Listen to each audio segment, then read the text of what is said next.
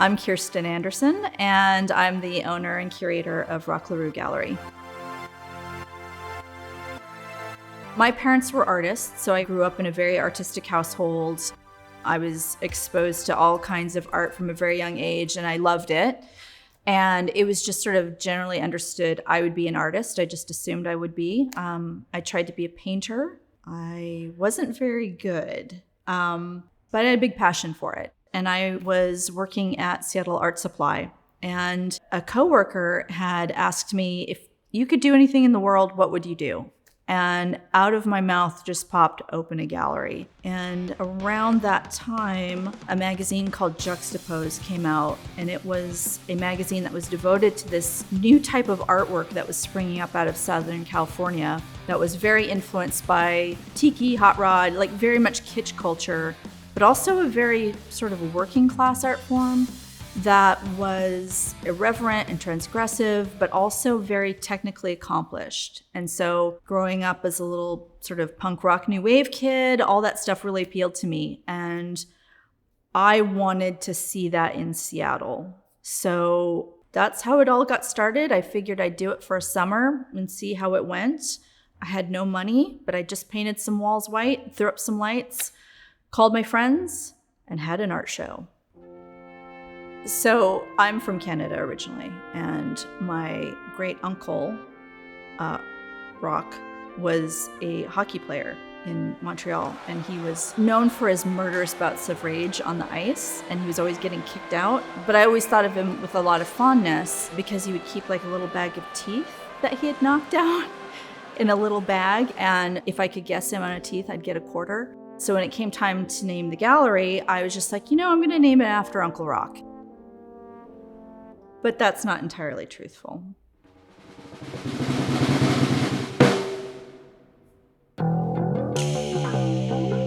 The gallery shows work that it's always very figurative based, very narrative, definitely takes its cues from the symbolist movements of the 19th century filtered through a pop culture lens.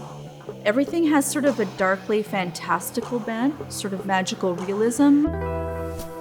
Pop surrealism is symbolic, it's iconoclastic, can be transgressive, can be just straight up beautiful.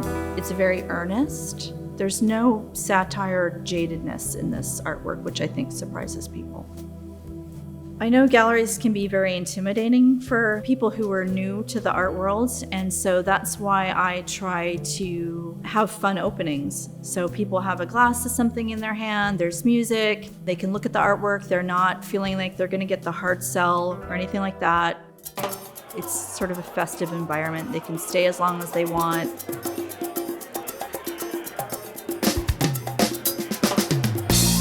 Having relationships with artists is everything, and it is the joy that keeps me in this job.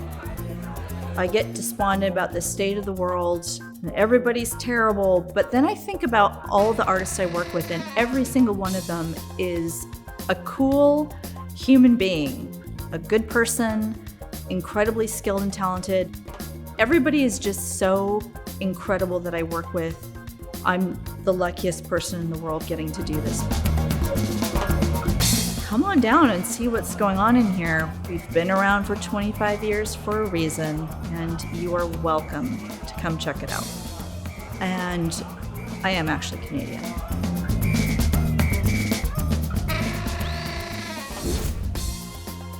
Gallery hours and location are at roqlarue.com.